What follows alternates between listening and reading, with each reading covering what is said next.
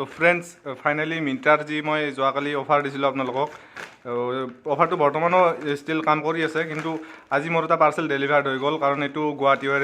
ORSৰ পৰা আহিছে গতিকে মই আপোনালোকক দেখুৱাই দিছোঁ কোৱালিটিটো কেনেকুৱা আছে আৰু দামটো প্ৰথমতে চাওক কিমান লৈছে 91 ইয়াতে চাওক 91 আছে মাত্ৰ 91 টকা লৈছে এতিয়া চাওঁ আমি কোৱালিটি কেনেকুৱা আহে